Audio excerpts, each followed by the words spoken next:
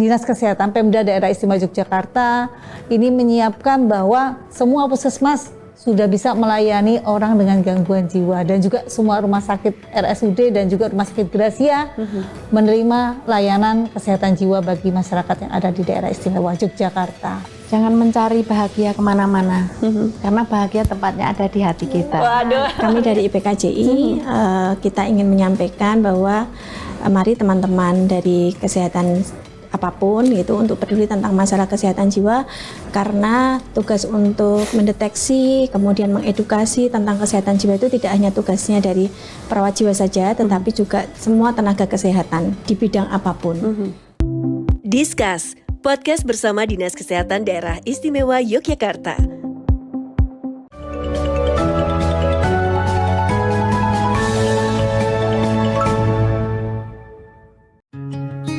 Ketika tubuh mengalami gangguan seperti demam, batuk, atau nyeri, kita menyadari bahwa tubuh sedang tidak baik-baik saja. Kita beristirahat, mengonsumsi obat, lalu memeriksakan diri ke tenaga kesehatan. Namun, bagaimana jika yang terganggu bukan fisik, melainkan kondisi mental? Saat seseorang mengalami kecemasan berlebih, tekanan emosional, sulit tidur, kehilangan semangat, atau merasa putus asa, seringkali kondisi tersebut tidak segera disadari sebagai masalah kesehatan. Banyak orang memilih untuk diam, bukan karena tidak membutuhkan pertolongan, melainkan karena takut dianggap lemah, berlebihan, atau tidak mampu menghadapi hidup.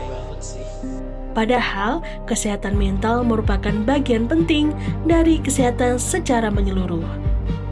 Data tahun 2024 menunjukkan bahwa persoalan ini tidak bisa dianggap sepele. UNICEF mencatat, Indonesia memiliki hampir 46 juta remaja dan gangguan kesehatan mental menjadi salah satu tantangan kesehatan terbesar pada kelompok usia ini. Bahkan, bunuh diri kini termasuk dalam 5 penyebab utama kematian remaja di Indonesia. Masih dari data yang sama, sebanyak 1 dari 3 remaja Indonesia atau sekitar 15,5 juta jiwa dilaporkan mengalami masalah kesehatan mental. Namun, hanya sebagian kecil yang mendapatkan bantuan profesional. Bahkan hanya sekitar 10,4% remaja dengan depresi yang mencari pertolongan. Kondisi ini diperparah oleh stigma, kurangnya pemahaman, dan kebiasaan menganggap remeh keluhan mental. Akibatnya, banyak remaja memilih memendam masalahnya sendiri hingga berkembang menjadi kondisi yang lebih berat dan berisiko. Karena itu, sudah saatnya kita membangun kepedulian bersama. Berhenti menghakimi, mulai mendengarkan, berikan ruang aman bagi siapapun untuk bercerita tanpa rasa takut. Jika Anda, keluarga, atau orang terdekat mengalami keluhan mental, jangan ragu untuk mencari bantuan profesional. Konsultasikan kepada psikolog, konselor, atau tenaga kesehatan di fasilitas pelayanan terdekat. Menjaga kesehatan mental bukan tanda kelemahan, melainkan bentuk kepedulian terhadap diri dan kehidupan. Mari wujudkan masyarakat yang sehat seutuhnya. Jogja Sehat, Jogja Istimewa. Tustiani SH, anggota Komisi D DPRD DIY. Ana Adina Patriani SKM MPH, Kepala Bapelkes DIY. Santi Wardaningsih PhD, Ketua Ikatan Perawat Kesehatan Jiwa Indonesia Wilayah Yogyakarta.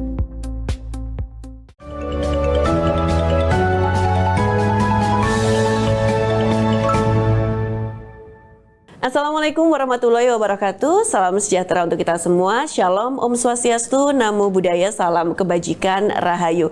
Halo Sobat Sehat dimanapun Anda berada, salam sehat dan senang sekali tentu saja saya Artika Amelia dapat kembali hadir menyapa Anda dalam diskusi kesehatan podcast bersama Dinas Kesehatan Daerah Istimewa Yogyakarta. Tentu saja program ini kami hadirkan untuk mengedukasi, memotivasi sekaligus mensosialisasikan berbagai program kesehatan dari Dinas Kesehatan Kesehatan Daerah Istimewa Yogyakarta. Nah, Sobat Sehat, kesehatan bukan hanya soal fisik, tetapi juga kesehatan jiwa. Dan di tengah aktivitas, tentu saja tekanan hidup, tuntutan pekerjaan, hingga persoalan sosial yang semakin kompleks. Menjaga kesehatan mental menjadi hal yang sangat penting, khususnya bagi masyarakat, termasuk warga daerah istimewa Yogyakarta. Nah, tentu saja diskus kali ini kita akan mengangkat tema ngobrol santai pentingnya kesehatan jiwa bagi warga Jogja, dan kita akan membahas bagaimana pentingnya menjaga kesehatan jiwa, kemudian juga mengenali tanda-tanda gangguan mental sejak dini, serta langkah yang bisa dilakukan agar masyarakat ini lebih peduli terhadap kesehatan mental diri sendiri maupun orang-orang yang ada di sekitarnya. Dan untuk membahasnya kali ini sudah hadir ada 3 orang narasumber yang sangat istimewa, nanti akan berdiskusi bersama dengan saya. Langsung saja saya ingin memperkenalkan yang pertama di samping saya, sangat luar biasa sekali. Beliau adalah Ketua Ikatan Perawat Kesehatan Jiwa Indonesia Wilayah Yogyakarta, ada Ibu Santi Wardaningsih, PhD. Bu Santi, kabar baik? Alhamdulillah Mbak Tika. Oke, sehat, bahagia Salam tentunya sehat ya. jiwa. Oke, salam sehat jiwa, Iya. plus raga juga. Plus raga juga. Oke, terima kasih juga untuk kehadirannya dari anggota Komisi DPR Daerah Istimewa Yogyakarta. Beliau adalah Bu Tustiani SH. Bu Tusti, kabar baik? Kabar baik, alhamdulillah, Alhamdulillah, sehat, jiwa dan raga. Jiwa dan raga juga. Jasmani dan rohani. Semuanya Ibu Iya. ya. Ini kayaknya memang aktivitas padat menyempatkan diri untuk hadir di podcast ya. Ya. Oke. Kemudian juga yang sangat luar biasa yang sudah hadir di kesempatan hari ini, beliau adalah Kepala Balai Pelatihan Kesehatan DIY, ada Ibu Ana Adina Patriani SKM MPH. Ibu Ana, kabar baik juga, sehat bahagia? Alhamdulillah sehat walafiat. Oke, baik. Ini perempuan-perempuan yang sangat luar biasa, harus sehat jiwa raga juga ya, di tengah padatnya aktivitas ya. Oke, baik. Sebelum nanti kita akan banyak membahas terkait tema kita hari ini, mungkin saya ke Bu Ana terlebih dahulu. Ini terkait isu kesehatan jiwa saat ini memang menjadi salah satu perhatian yang sangat penting juga, khususnya bagi warga masyarakat daerah istimewa Yogyakarta. Silakan Ibu. Iya, terima kasih Mbak Tika. Oke. Kesehatan jiwa itu menjadi masalah pertama kaitannya dengan Undang-Undang Nomor 17 Tahun 2023, di mana sehat itu tidak hanya bebas dari segala penyakit dan juga tidak hanya dari fisik, tetapi mental juga di sana. Kemudian bagaimana dari hal yang sehat fisik, jiwa, mental itu memungkinkan untuk hidup produktif. Jadi memang itu yang utama. Kemudian yang kedua adalah sehat jiwa, bahwa DIY masih bermasalah terkait dengan kesehatan jiwa. Dari data survei kesehatan Indonesia tahun 2023, DIY itu nomor 1 untuk kasus psikotik, jadi gangguan jiwa berat, nomor 1. Jadi 9 dari 1000 penduduk ada anggota keluarganya yang mengalami psikotik. Kemudian dari kasus kesehatan jiwa sendiri, bahwa DIY ada 2/1000 penduduk yang mengalami gangguan kesehatan jiwa. Ini masuk 10 besar di Indonesia. Dan juga masalah depresi pun 1,5 dari 1000 penduduk ini ada depresi. Jadi memang ini dari data survei, belum kita langsung ya melihat keseluruhan. Ini pasti lebih banyak, mengingat juga kasus bunuh diri itu di Gunung Kidul tertinggi gitu kan sedunia. Nah, ini sehingga dibutuhkan suatu upaya terobosan, tidak hanya dari sisi promotif, preventif, kuratif, dan rehabilitatif. Jadi satu kesatuan. Dan ini kita tidak bisa bekerja sendiri. Dinas Kesehatan itu tidak bisa bekerja sendiri tanpa dukungan regulasi dari DPRD. Kemudian juga kita menuntut kerjasama juga dari EPKJI. Kemudian dari ID lintas sektor, juga dinas sosial. Jadi kita butuh effort yang banyak, sehingga ini menjadi permasalahan utama di daerah istimewa Yogyakarta. Oke, nah ini sebenarnya faktor-faktor yang mempengaruhi apa saja sih Bu? Kok bisa gitu daerah istimewa Yogyakarta, kita lihat kan sebagai kota pelajar juga di sini kan. Kemudian juga kayaknya orang yang bilang slow living itu ada di Jogja juga. Tapi kok hal itu masih saja terjadi? Iya, ini memang agak miris. Di satu sisi Yogyakarta sebagai salah satu kota yang bahagia ya, bahagia. Tetapi sisi lain kita juga ada faktor kemiskinan. Kemiskinan DIY itu juara 1 di Pulau Jawa untuk daerah miskin, dan juga tekanan selain tekanan ekonomi, kemudian tekanan sosial, dan juga terutama yang sekarang meningkat adalah remaja, semakin meningkat. Karena apa? Tekanan untuk dia harus juara 1, dia harus selesai Jadi faktor-faktor dari hal pendidikan, kemudian juga lingkungan, ini mendukung untuk meningkat kesehatan jiwa.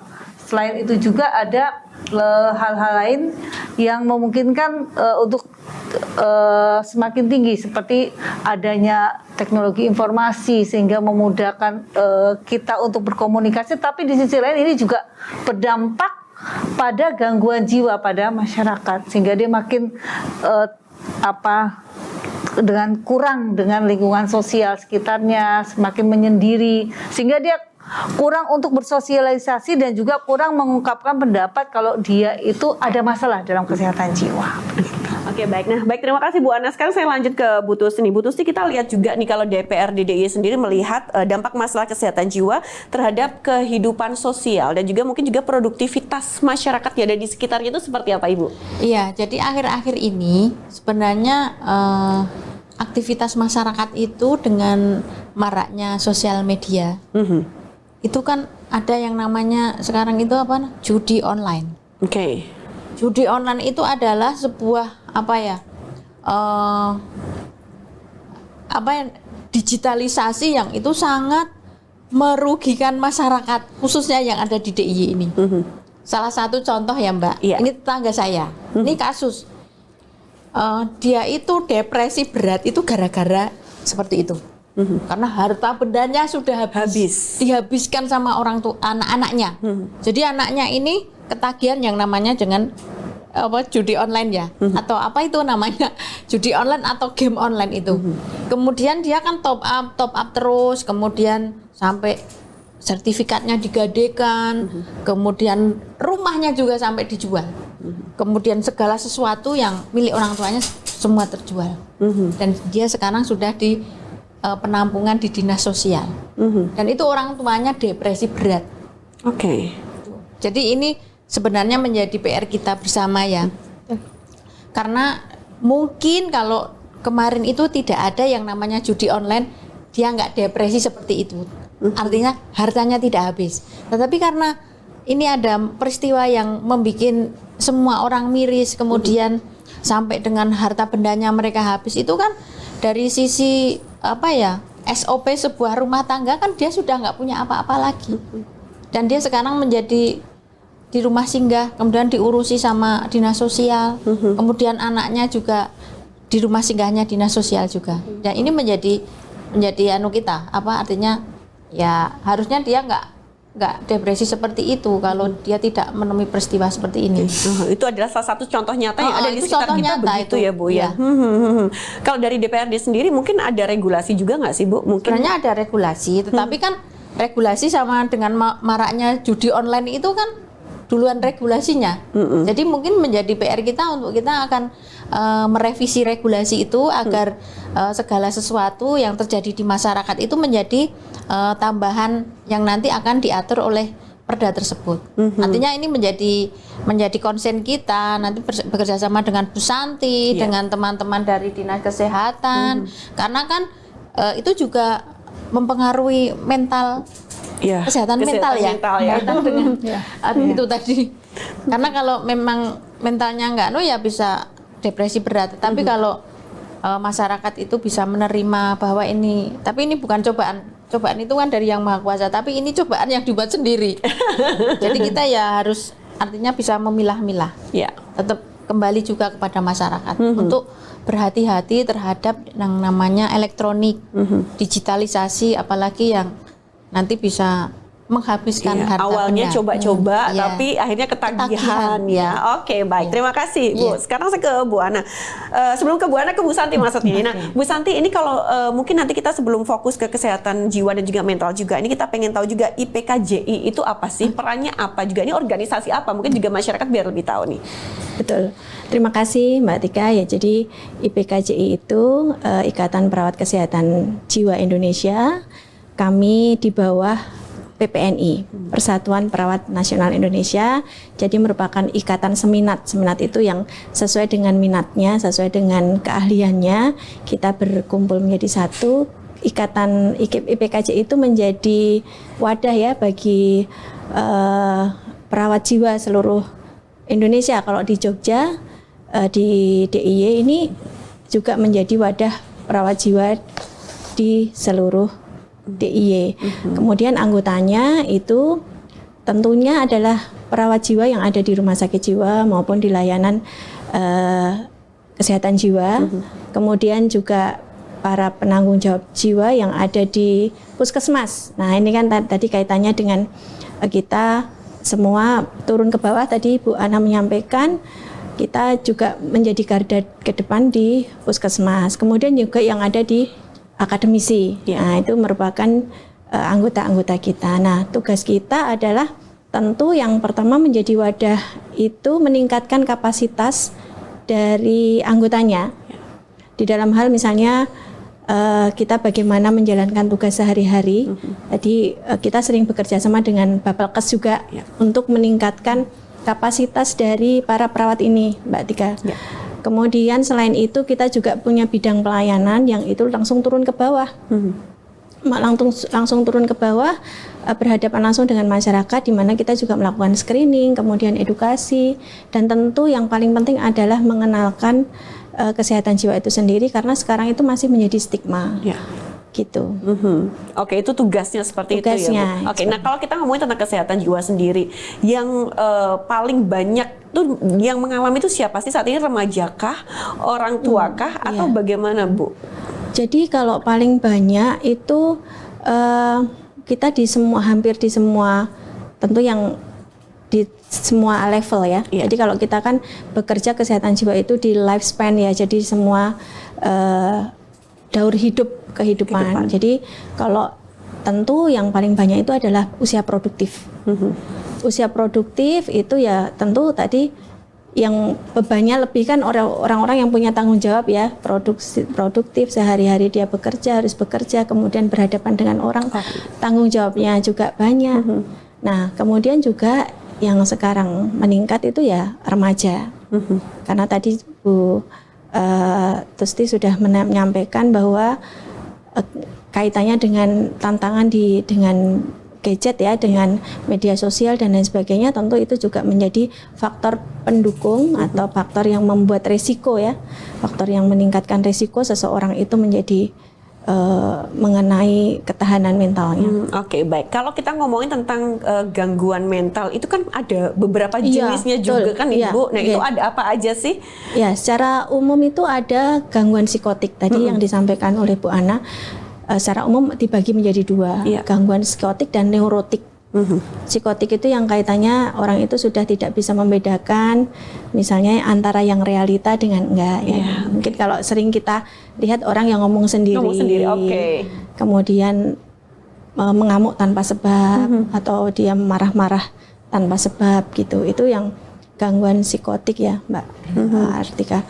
Kemudian ada neurotik. Neurotik itu tadi salah satunya adalah depresi, ansietas. Nah, itu sekarang sebenarnya neurotik itu atau khususnya depresi dan ansietas itu di masyarakat kita justru lebih banyak. Karena orang itu kan notice ya, ketika mengenali, oh itu gangguan jiwa kalau udah ngomong sendiri, kalau sudah nggak bisa merawat dirinya sendiri. Padahal yang ada di dalamnya itu sebenarnya yang lebih banyak adalah depresi dan ansietas. Orang sedih berkepanjangan kan orang juga nggak ini bisa ini gangguan jiwa nggak ya gitu ya. Orang kita tidak, misalnya contohnya ada banyak kalau sekarang itu Mbak, misalnya orang punya penyakit kronis. Punya penyakit kronis, punya sakit kanker, kemudian stroke kayak gitu ya. Nah, itu juga beresiko menderita seperti depresi, TB, HIV gitu.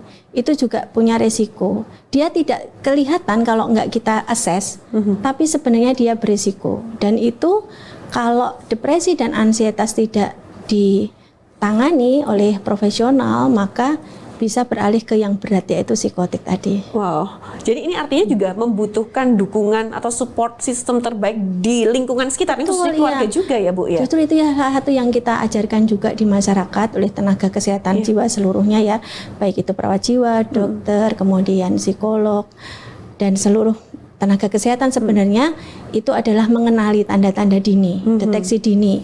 Kalau orang itu sudah sedih, nggak mau keluar rumah, kemudian dia bahkan punya keinginan untuk mengakhirin hidup, Iya. sudah tidak tahu lagi ini kok hatiku hampa ya. Nah itu sebenarnya sudah tanda-tanda itu.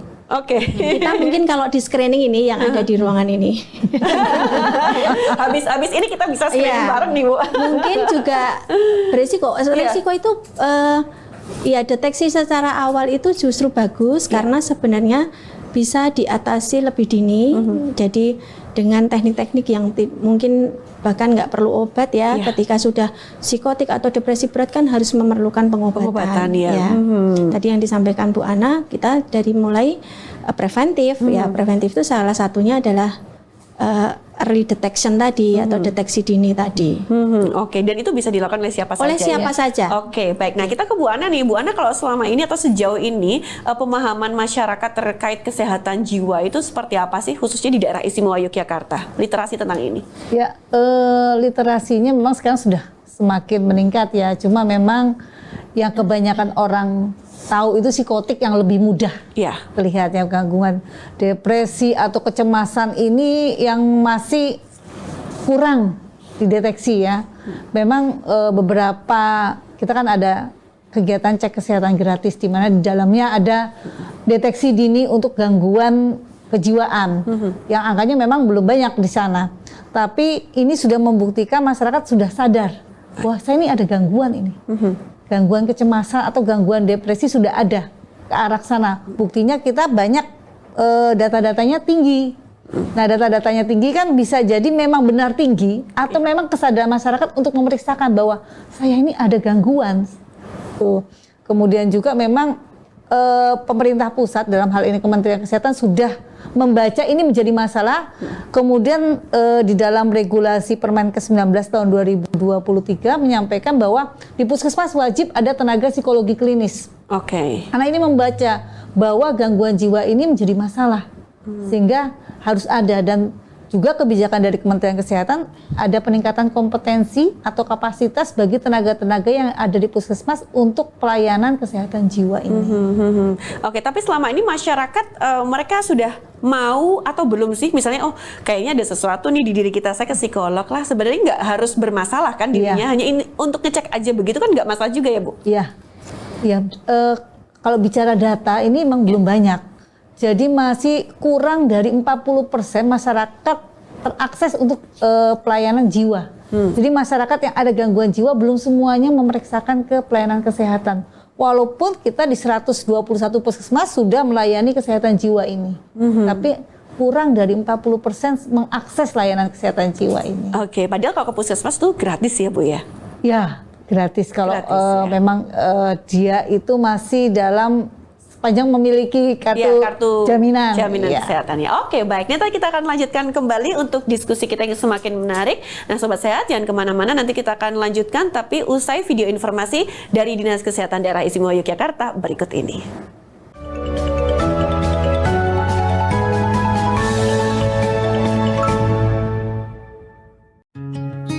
Ketika tubuh mengalami gangguan seperti demam, batuk, atau nyeri, kita menyadari bahwa tubuh sedang tidak baik-baik saja. Kita beristirahat, mengonsumsi obat, lalu memeriksakan diri ke tenaga kesehatan. Namun, bagaimana jika yang terganggu bukan fisik, melainkan kondisi mental? Saat seseorang mengalami kecemasan berlebih, tekanan emosional, sulit tidur, kehilangan semangat, atau merasa putus asa, seringkali kondisi tersebut tidak segera disadari sebagai masalah kesehatan. Banyak orang memilih untuk diam, bukan karena tidak membutuhkan pertolongan, melainkan karena takut dianggap lemah, berlebihan, atau tidak mampu menghadapi hidup.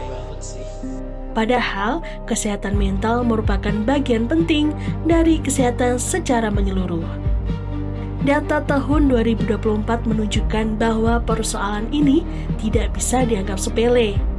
UNICEF mencatat, Indonesia memiliki hampir 46 juta remaja dan gangguan kesehatan mental menjadi salah satu tantangan kesehatan terbesar pada kelompok usia ini. Bahkan, bunuh diri kini termasuk dalam 5 penyebab utama kematian remaja di Indonesia. Masih dari data yang sama, sebanyak 1 dari 3 remaja Indonesia atau sekitar 15,5 juta jiwa dilaporkan mengalami masalah kesehatan mental. Namun, hanya sebagian kecil yang mendapatkan bantuan profesional. Bahkan hanya sekitar 10,4% remaja dengan depresi yang mencari pertolongan. Kondisi ini diperparah oleh stigma, kurangnya pemahaman, dan kebiasaan menganggap remeh keluhan mental. Akibatnya, banyak remaja memilih memendam masalahnya sendiri hingga berkembang menjadi kondisi yang lebih berat dan berisiko. Karena itu, sudah saatnya kita membangun kepedulian bersama, berhenti menghakimi, mulai mendengarkan, berikan ruang aman bagi siapapun untuk bercerita tanpa rasa takut. Jika Anda, keluarga, atau orang terdekat mengalami keluhan mental, jangan ragu untuk mencari bantuan profesional. Konsultasikan kepada psikolog, konselor, atau tenaga kesehatan di fasilitas pelayanan terdekat.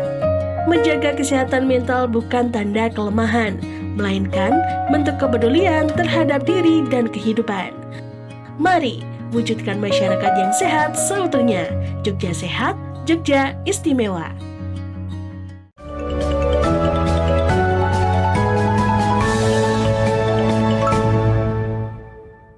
Terima kasih Sobat Sehat, Anda masih bersama kami, dan setelah di segmen sebelumnya kita membahas pentingnya kesehatan jiwa, tentu saja di segmen kali ini kita akan mengulas lebih dalam tentang upaya pencegahan, kemudian juga edukasi serta dukungan layanan kesehatan di daerah istimewa Yogyakarta. Lalu seperti apa peran pemerintah, kemudian juga tenaga kesehatan dan juga masyarakat dalam menjaga kesehatan mental? Mari kita lanjutkan untuk diskusi kita kali ini. Nah, sebelum ke Bu Tusti, saya mungkin ke Bu Santi terlebih dahulu ya. Ibu, kalau kita ngelihat kan berarti kan sudah banyak kasus yang terjadi begitu ya. Kenapa sih keluarga ini justru bingung dan juga tidak tahu caranya untuk bagaimana mendampingi anggota keluarganya yang mungkin juga terkena gangguan atau kesehatan jiwa ini? Ya, oke. Yang jelas mungkin perlu peningkatan literasi ya. Literasi dari masyarakat. Pertama tentu kita harus mengajarkan pada masyarakat ya untuk bisa mengenali dulu. Pertama itu. Setelah dikenali, kemudian ketika anggota keluarga memang sudah terdiagnosa untuk mengalami gangguan jiwa, satu gangguan jiwa, menjadi salah satu tanggung jawab dari petugas kesehatan untuk menjelaskan bagaimana cara mendampingi. Tapi Mbak Artika, jadi keluarga dengan gangguan jiwa ini memang kita perlu sangat bisa berempati. Mereka itu bebannya luar biasa, apalagi misalnya menghadapi ini yang belum gangguan jiwa berat ya, yang dia mengalami depresi atau gangguan kecemasan, itu memang up and down kondisinya. Nah, kalau penyakit fisik misalnya diberikan antibiotik, misalnya ya ada infeksi, berikan antibiotik, dia nanti 5 hari sudah sehat atau berkurang gejalanya. Tetapi memang orang dengan gangguan jiwa itu memang up and down kondisinya, dipengaruhi banyak hal. Yang kedua memang tentang ketaatan dalam pengobatan. Ya, misalnya pasiennya tadi, masyarakat itu taunya penyakit gangguan jiwa itu seperti penyakit infeksi yang lainnya. Ketika sudah nggak ada gejala, kemudian dihentikan pengobatannya. Padahal nggak, Padahal harus tetap dilakukan pengobatan secara rutin sampai dengan dokter itu menetapkan untuk dikurangi atau mungkin dihentikan dan lain sebagainya. Itu memang dari dokter. Nah, karena kan memang ada masa-masa di mana dosisnya itu bisa optimum gitu ya. Kemudian nanti dokter yang akan nge-adjust lagi ya, menyesuaikan lagi dengan gejala-gejala yang ada. Nah, yang sering menimbulkan masalah itu ketika dia tidak taat, kemudian nanti kambuh lagi. Padahal kalau kambuh lagi biasanya lebih parah itu, Mbak. Ya, tapi itu bisa sembuh nggak sih atau memang nanti akan kambuh lagi? Baik, jadi gangguan jiwa itu juga dilihat dari derajatnya ya. Jika sudah misalnya diagnosanya skizofrenia, itu memang pasien harus mungkin seumur hidup mengkonsumsi obat, tentu dengan pengawasan Dan juga tidak hanya pengobatan saja. Jadi karena penyebab gangguan jiwa itu biopsikososio Oke. dan mungkin spiritual, maka penanganannya pun harus komprehensif juga. Tidak hanya pengobatan. Pengobatan untuk mengatasi gejala biologisnya atau masalah biologisnya, ada ketidakseimbangan zat kimia yang ada di dalam otak. Sedangkan kalau sosialnya, ya dukungannya adalah sekitar. Nah, itu menjadi tanggung jawab sekitar ya, termasuk kami tenaga kesehatan melatih mereka bisa mandiri, bisa terus bersosialisasi, karena ketika pasien mau bersosialisasi tidak disembunyikan atau dia inklusi ikut di dalam kegiatan, maka itu akan mempercepat. Kemudian juga bagaimana kita cara berkomunikasi dengan dia, kemudian bagaimana dia juga pendekatan secara spiritual. Itu penting juga ya, spiritual. Itu penting ya, karena ketenangan jiwa itu juga menyebabkan proses penyembuhan, penerimaan kita terhadap penyakit kita, ya penyakit gangguan jiwa itu juga mendukung penyembuhan, Mbak. Tapi kan selama ini gini Bu, kalau kita lihat nih kebanyakan kan misalnya kita memiliki masalah stres kayak gitu, banyak yang curhat di media sosial. Nah ini mending di media sosial atau kita mendingan datang ke tenaga profesional? Alangkah baiknya seperti apa ini? Sebenarnya kalau media sosial bertanyanya dengan orang yang tepat, itu nggak masalah, karena itu salah satu media ya yang dimana kita bisa sekarang banyak influencer kesehatan ya, dari psikiater, keperawatan, psikolog, itu banyak ya Bu ya. Tapi ketika media sosial itu kan terbatas ya jarak dan waktunya. Kita nunggu jawaban dia aja lama misalnya. Sehingga kalau hanya sharing-sharing biasa, tentu kadang-kadang yang memberikan atau saran yang diberikan bukan oleh profesional jadi salah-salah. Misalnya dia sedang dalam kondisi tertekan mentalnya atau ingin mengakhiri hidup misalnya ya, kemudian dia curhat. Nanti dikatakan kamu kurang iman sih, kayak gitu. Malah bikin tambah down lagi. Sudahlah jatuh tertimpa tangga, kejedot pintu misalnya. Ya, jadi kadang curhat dengan ya memang curhat atau menyampaikan pada orang yang kurang tepat jadi salah. Nah, lebih baik misalnya dengan tenaga profesional. Sekarang di puskesmas juga sudah ada tenaga kesehatan yang khusus untuk kesehatan jiwa, ada psikolog, ada perawat jiwa yang juga sudah terlatih. Kami terlatih bagaimana cara mereka konseling dan lain sebagainya, sehingga saya kira tidak susah kok sebenarnya mengakses pelayanan kesehatan. Gitu. Oke, jadi sobat sehat jangan curhat sembarangan begitu ya, memang harus ke profesional. Betul, begitu ya. Oke, baik. Nah, Bu Tusi, ini kan tentu penting ya kolaborasi seperti itu kan, mungkin dari Dinkes, kemudian juga sekolah, keluarga, pemerintah dan lain sebagainya. Kemudian juga apa nih yang bisa dilakukan untuk membangun sistem perlindungan kesehatan jiwa yang ada di daerah istimewa Yogyakarta kalau dari pandangan Ibu sendiri? Jadi sebenarnya kita itu untuk memberikan edukasi atau sosialisasi kepada masyarakat itu masih kurang. Jadi di sisi lain ternyata yang menderita kesehatan jiwa itu seperti gunung es ya. Jadi hanya kelihatan pucuknya aja. Tapi ternyata setelah kita mendalami dalam suatu dusun atau suatu wilayah itu ternyata banyak. Dan itu kadang-kadang dari pihak keluarga itu menyembunyikan. Karena itu kayak seperti sebuah aib ya. Aib artinya ini ya sudahlah, kalau memang nggak boleh keluar, atau mungkin kadang-kadang yang lebih ekstrim lagi ada yang dipasung. Iya, kalau ada di berita-berita kayak gitu ya Bu ya. Artinya ini menjadi konsen kita, menjadi PR kita antara pemerintah daerah, kemudian dengan ikatan perawat jiwa, kemudian dengan teman-teman dinas kesehatan untuk bagaimana kita memberikan pembelajaran atau pemahaman kepada masyarakat lewat sosialisasi. Kemarin pada waktu anggaran kita masih belum dipangkas-pangkas ya. Belum dipangkas-pangkas itu masih ada sedikit lah untuk kita datang ke wilayah yang mana kita men-screening wilayah itu yang mempunyai penderita ODGJ atau kesehatan jiwanya itu agak terganggu, itu kita datang ke sana untuk bisa memberikan sebuah sosialisasi kepada masyarakat. Artinya yang didatangkan itu tidak hanya keluarga, tetapi keluarga, kemudian tokoh masyarakat, kemudian warga masyarakat itu sendiri. Jadi memang komprehensif di situ.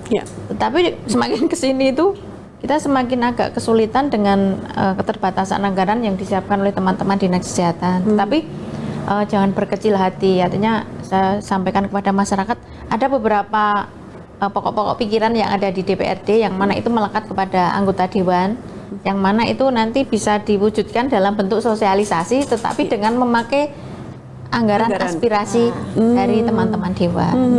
Tantangannya apa sih Bu? Ini kan kayaknya menjadi salah satu hal yang memang sangat penting sekali agar masyarakat itu lebih paham lagi. Jadi nggak ada berita-berita kasus mau bunuh diri. Waktu itu kan juga ada tuh sempat di jembatan mana ternyata. Nah, hal-hal kayak gitu Bu. Sebenarnya tantangannya itu di anggaran. Di anggaran. Karena ya maaf saja. Iya. Dulu pada waktu COVID itu kita tidak terlalu artinya dalam melaksanakan kegiatan itu tidak terlalu banyak efisiensi. Kalau ini tuh efisiensinya luar biasa. Dari sudah di efisiensi 50%, 50% tadi disuruh efisiensi 50% lagi. Oke. Ini artinya teman-teman saya di bidang perencanaan, teman-teman dinas kesehatan itu lihat jebreng uangnya itu bagaimana gitu loh. Sampai kadang-kadang teman-teman dinas kesehatan itu malah menitipkan, Bu di sana itu ada kasus kayak gini, besok Ibu ke sana ya pakai aspirasinya Ibu gitu. Kasihan masyarakatnya. Jadi teman-teman dari dinas yang memberitahu, di sana ada kasus seperti ini.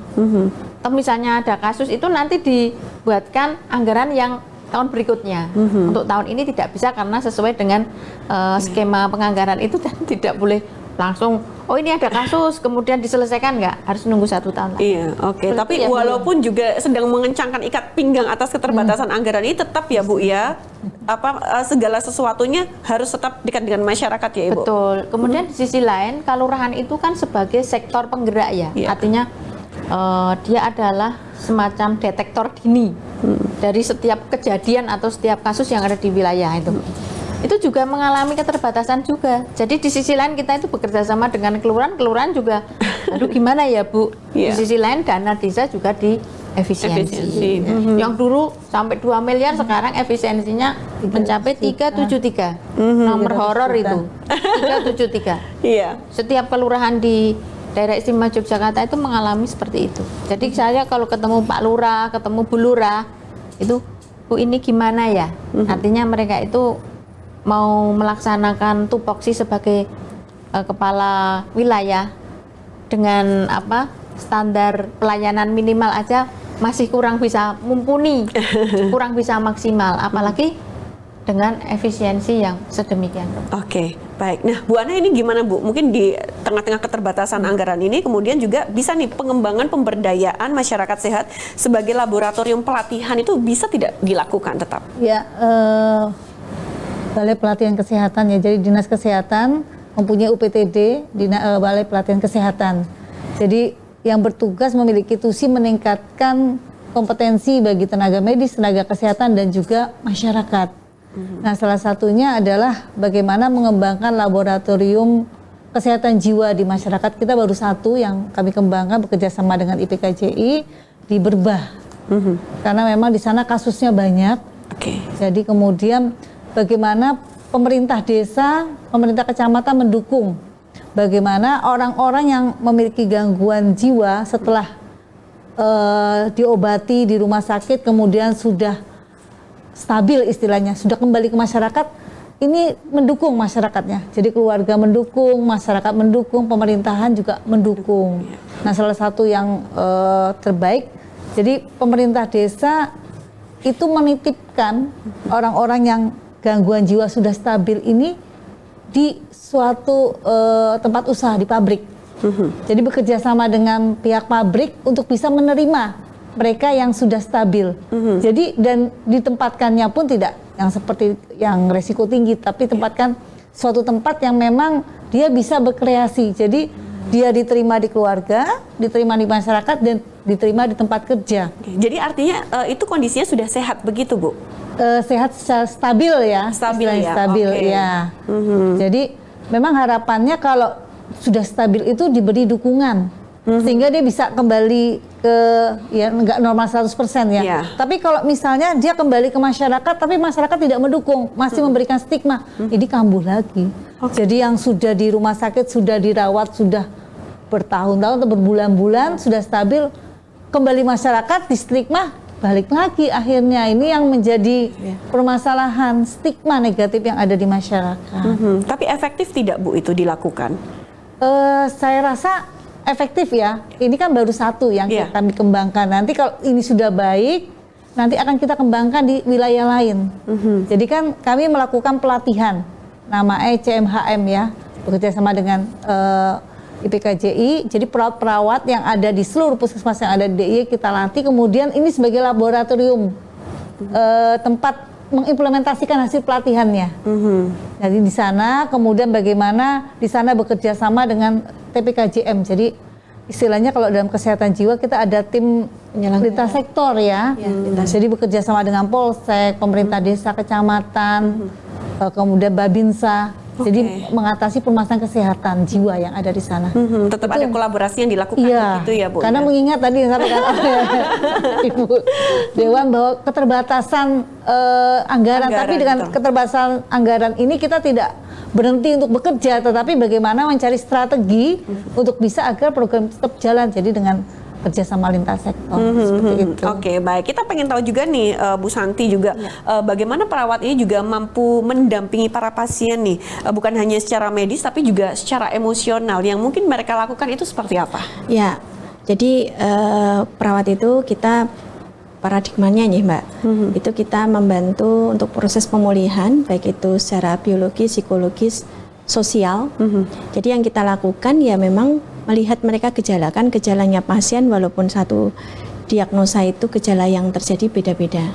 Misalnya pasien dengan dia mengisolasi sosial, jadi dia tidak mau bergaul dan lain sebagainya. Itu bisa dikatakan introvert nggak sih atau berbeda? Beda. Oh beda. Oke. Isolasi sosial itu memang ketidakmampuan untuk berinteraksi dengan orang lain. Ya. Kemudian apa yang diajarkan adalah kita melatih mereka untuk memulai. Jadi kalau orang dengan gangguan jiwa itu ada di mana kondisinya itu mengalami penurunan fungsi dari fungsi kognitif, fungsi sosial, yang tadinya misalnya mandi bisa sendiri, bisa memulai pembicaraan. Pada orang dengan gangguan jiwa karena ada proses kimiawi di otak, dia jadi tidak mampu untuk memulai pembicaraan atau bisa menikmati suatu hubungan. Maka kita selain juga memberikan pengobatan, tetapi kita juga memberikan bagaimana sih cara mereka untuk memulai dari nol lagi. Wow. Jadi kita ajarkan bagaimana misalnya kalau ketemu orang apa yang dilakukan, kita contohkan dulu Mbak Artika. Ya, assalamualaikum, nama saya ini, kamu hobinya apa? Itu nanti mereka mencoba ke kita. Hal-hal seperti itu juga diajarkan Bu? Diajarkan. Oke. Di rumah sakit jiwa, di pelayanan kesehatan, walaupun itu di puskesmas sekalipun, kita kan kalau puskesmas itu kan hospital without wall ya. Jadi ya kalau pasien tidak mengalami tidak membahayakan diri sendiri dan orang lain, kan dia tidak terindikasi untuk dirawat inap sekarang itu. Sehingga kita juga mengajarkan mereka cukup aman di masyarakat, kemudian kita ajarkan bagaimana kalau pasien tidak bisa mandi. Nah, kita ajarkan bagaimana dia memulai mandi. Mandi wah segede kok diajari mandi. Pasien dengan gangguan jiwa berat itu nggak bisa mandi, Mbak. Wow.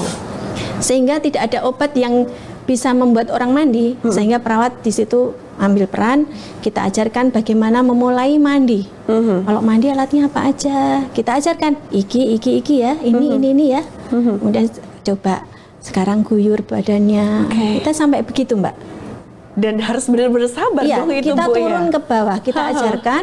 Tadi salah satu materi yang kita ajarkan bersama Bapelkes tadi adalah cara membuat mereka mau mandi. Kita terjun langsung ke masyarakat, kita ketemu dengan pasien yang punya gejala seperti itu, kita ajarkan mereka untuk terjun langsung latihan di masyarakat. Itu semacam pelatihan begitu? Berapa lama dilakukan Bu? Selama 5 hari ya Bu. 5 hari. Kita latihan di lab dulu, di Bapelkes, kemudian kita terjun ke lapangan. Dan itu memang membutuhkan passion ya. Jadi orang-orang yang di keperawatan jiwa itu memang harus orang-orang yang memang telaten, ya dia mempunyai passion mau menolong. Semua perawat juga punya fungsi masing-masing. Nah, kita di seminar jiwa itu kita mempunyai peran itu. Demikian juga dengan halusinasi. Bagaimana dia kalau dengar suara-suara apa yang harus dilakukan? Karena suara-suara itu kadang-kadang menyuruh seseorang itu untuk melakukan perbuatan yang tadi misalnya kamu terjun aja, nggak apa-apa. Oke, ada ya semacam itu. Ada. Oke, nanti kita lanjutkan Iya. kembali ya. Kita masih punya satu segmen lagi, tapi Oke. kita harus jeda terlebih dahulu. Jangan kemana-mana, tetaplah bersama kami di Discuss.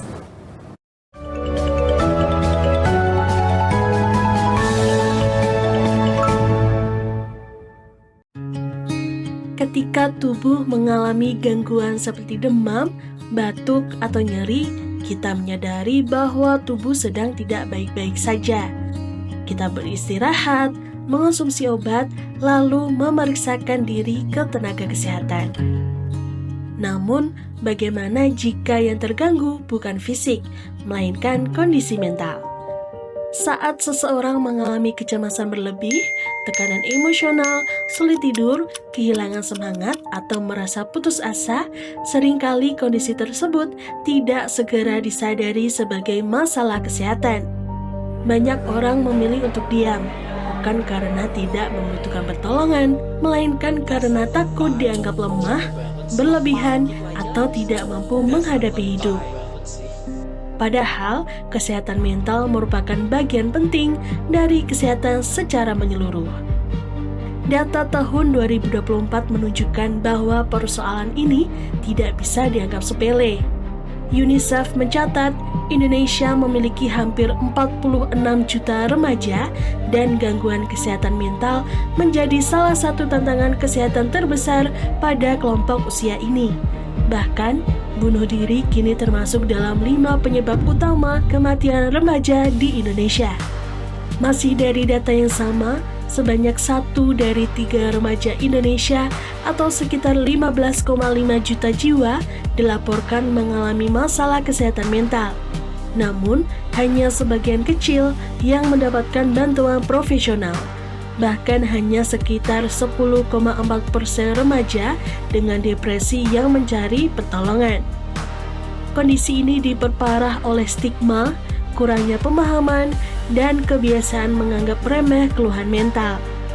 Akibatnya, banyak remaja memilih memendam masalahnya sendiri hingga berkembang menjadi kondisi yang lebih berat dan berisiko. Karena itu, sudah saatnya kita membangun kepedulian bersama. Berhenti menghakimi, mulai mendengarkan, berikan ruang aman bagi siapapun untuk bercerita tanpa rasa takut. Jika Anda, keluarga, atau orang terdekat mengalami keluhan mental, jangan ragu untuk mencari bantuan profesional. Konsultasikan kepada psikolog, konselor, atau tenaga kesehatan di fasilitas pelayanan terdekat. Menjaga kesehatan mental bukan tanda kelemahan, melainkan bentuk kepedulian terhadap diri dan kehidupan. Mari wujudkan masyarakat yang sehat seutuhnya. Jogja Sehat, Jogja Istimewa.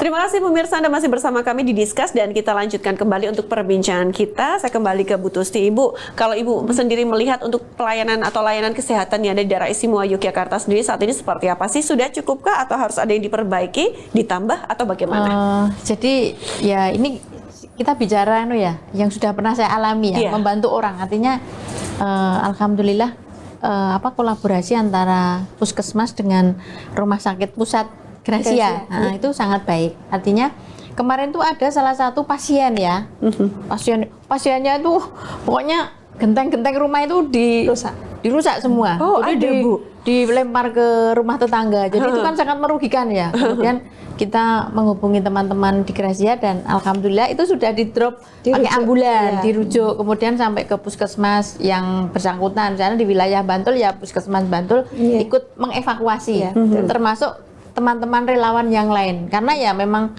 usia-usia produktif itu pasiennya. Jadi memang alhamdulillah sepertinya ada perbaikan. Tetapi kemudian saya juga nitip pesan kepada teman-teman yang di dinas kesehatan, di puskesmas maupun di Gracia.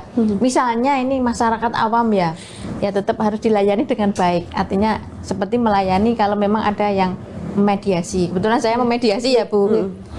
Artinya tidak ada diskriminasi gitu loh.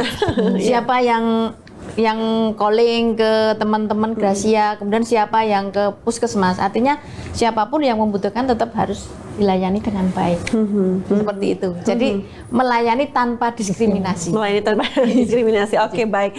Nah, saya ke Bu Ana. Bu Ana, ini kalau kita lihat kan kolaborasi ini juga sudah dilakukan seperti itu. Nah, memungkinkan tidak sih misalnya kolaborasi ini juga dilakukan untuk para generasi muda bersama dengan generasi muda, kemudian bersama dengan teman-teman komunitas, itu bisa nggak dilakukan kayak gitu? Ya, sangat mungkin. Karena tadi keterbatasan anggaran, kegiatan terus jalan, kita harus banyak kolaborasi. Apalagi ini dengan kampus atau Karang Taruna. Kemarin tuh sempat ada ngomong-ngomong dengan kampus, jadi senatnya yang menyampaikan BEM-nya, gimana Bu kalau ada screening di awal untuk mahasiswa-mahasiswa baru. Kemudian di tengah misalnya di semester 4 di screening lagi. Betul. Untuk mendeteksi orang-orang yang ada ke arah sana, ya, resiko tinggi itu gangguan jiwa. Karena mengingat di kampus tuh awal pasti biasanya sehat semua, tapi karena di tengah-tengah pasti ada tekanan belajar, kemudian tekanan misalnya keuangan atau tekanan-tekanan lain sehingga mereka depresi atau hal yang lain. Itu salah satunya yang mereka pernah menyampaikan ke kami. Nah, ini sudah kami baca dan kami nanti ada kayak seperti Rumah Sakit Gracia juga membuat desa siaga sehat jiwa dikembangkan seperti itu. Nah, IPKJI juga membuat desa siaga sehat jiwa. Nah, ini juga membuat kampung, kemudian kalau mahasiswa-mahasiswa itu bekerja sama tadi dengan kampus Karang Taruna. Ini memang peluang yang besar. Kemudian juga dengan sekolah. Bagaimana sekolah juga kan juga penting. Jadi salah satu dengan adanya terapi psikologi P3LP. Pertolongan pertama pada luka psikologis. Oh, itu bisa terjadi di anak juga? Ada, Pak. Ada. Oke. Dan kami juga melakukan sosialisasi untuk terapi itu. Jadi ini bisa dikerjakan oleh guru, oleh kampus, karena ini sifatnya screening. Jadi kalau sudah tidak bisa di sana, kemudian dirujuk ke puskesmas atau klinik. Kalau nggak bisa lagi nanti dirujuk ke rumah sakit yang lebih tinggi. Oke, mungkin dari Bu Santi juga bisa menambahkan Ibu. Ini kan kayaknya hal yang memang segera cepat untuk diatasi begitu. Apalagi juga anak-anak sekarang kan juga, mohon maaf nih berita-berita ada anak yang membunuh siapa. Nah ini sudah sinyal merah untuk kesehatan jiwa di Indonesia. Silakan Ibu. Ya, jadi di tingkat dari mulai TK ya, dari TK sampai dengan perguruan tinggi sebenarnya kita juga sudah punya buku panduan dari Kementerian Kesehatan bahwa ada P3LP tadi. P3LP itu adalah pertolongan pertama pada luka psikologis dan itu diajarkan oleh siapa saja, semua orang boleh belajar karena itu bentuknya adalah volunteer, semua volunteer bisa, baik itu orang tua, kemudian dosen misalnya ya, guru gitu, mengasuh itu bisa men-screening dari awal. Kemudian bagaimana caranya ketika sudah terdeteksi apa yang harus dilakukan. Nah seperti itu Mbak Artika. Jadi kita bisa melakukan banyak hal. Tadi yang kendala biaya memang iya ya. Tadi yang disampaikan memang keadaannya memang begitu ya Bu ya. Tetapi kita tidak boleh kemudian berhenti. Kita manfaatkan semua lini. Jadi TPKJM itu sudah ada di Indonesia, ada di Jogja sudah ada TPKJM mulai dari provinsi maupun ke kabupaten. Semua kabupaten, terutama Bantul Bu, Bantul itu sudah semua kecamatan punya TPKJM. Jadi tim pelaksana kegiatan jiwa masyarakat di situ anggotanya bisa siapa saja. Jadi permasalahan kesehatan jiwa itu tidak hanya permasalahan Departemen atau Kementerian Kesehatan atau tenaga kesehatan. Kami sangat berkeinginan semua dari lintas sektor, dari sektor misalnya dari sekolah, dari semua bahkan dari unsur media itu juga ikut terlibat ya. Seperti misalnya Mbak, mohon maaf waktu kita Perda itu juga sudah membahas juga ya tentang bagaimana peran media sosial di dalam memberitakan. Memberitakan tentang kejadian misalnya bunuh diri gitu. Itu sudah ada, sebenarnya kita ada rambu-rambunya bagaimana, nggak perlu dijelaskan misalnya secara detail cara-caranya ya, karena itu bisa men-trigger. Bisa men-trigger orang yang sudah punya perasaan itu untuk mengikuti. Oh, caranya begini. Caranya begitu begini, ya? begitu. Sehingga ketika tidak hanya identitasnya saja yang disembunyikan, tetapi juga bagaimana caranya. Cukup kejadian aja untuk menjadi awareness bagi kita semua. Oke, baik. Terus kemudian bagaimana agar kita ini sendiri bahagia, kemudian terhindar dari gangguan Iya. kesehatan jiwa? Itu paling murah sebenarnya. Karena tindakan preventif kan lebih pertama ya dengan pendekatan misalnya bahwa merasa cukup. Oke, bersyukur ya, Bu. bersyukur Oke, ya. betul. Jadi tadi perannya para pemuka agama itu untuk juga bisa berperan di sini. Bahwa agama itu kan tidak hanya perintah-perintah saja, tapi juga isinya misalnya ya bagaimana cara untuk membuat lebih nyaman, lebih tenang di dalam menghadapi kehidupan gitu misalnya ya.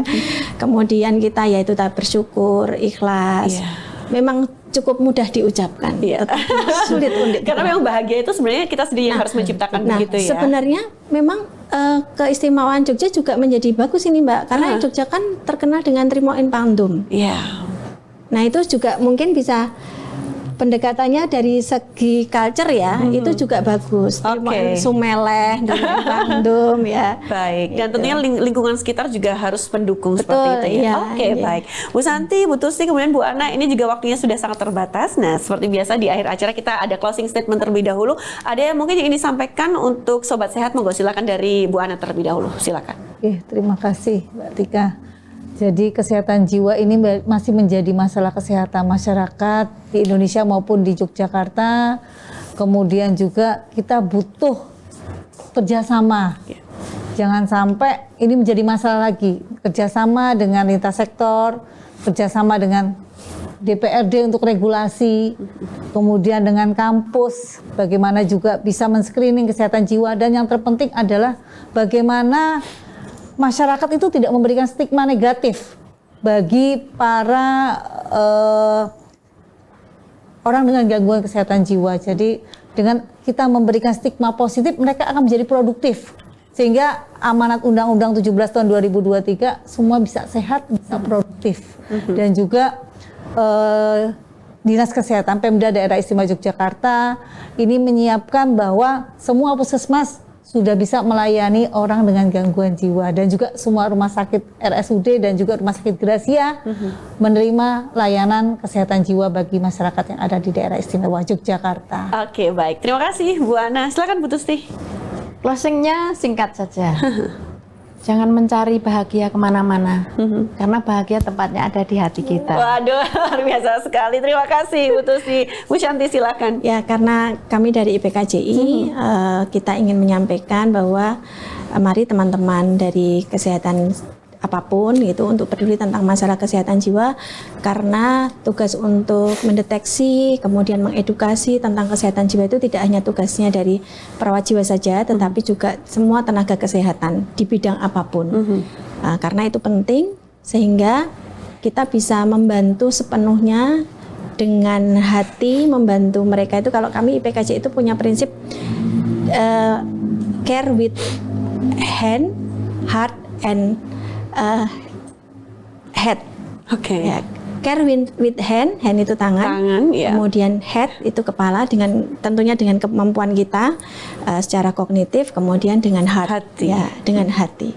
Jadi mungkin itu, Mbak. Oke, baik. Terima kasih untuk Bu Santi, Bu Tusti, dan juga Bu Ana. Pokoknya selalu bahagia dan kita tetap menebar energi positif untuk sesama kita yang ada di sini. Baik. Dan tentunya Sobat Sehat, semoga setelah perbincangan hari ini kita semakin memahami bagaimana kesehatan jiwa ini merupakan bagian yang sangat penting dari kesehatan secara menyeluruh. Dan tentu saja menjaga kesehatan mental bukanlah tanda kelemahan, melainkan bentuk kepedulian terhadap diri sendiri dan juga orang-orang yang ada di sekitar kita. Melalui diskusi hari ini kita belajar bahwa masalah kesehatan jiwa bisa dialami oleh siapa saja, dan dukungan keluarga, lingkungan, serta keberanian untuk mencari bantuan profesional menjadi langkah yang sangat penting dalam proses pemulihan dan juga pencegahan.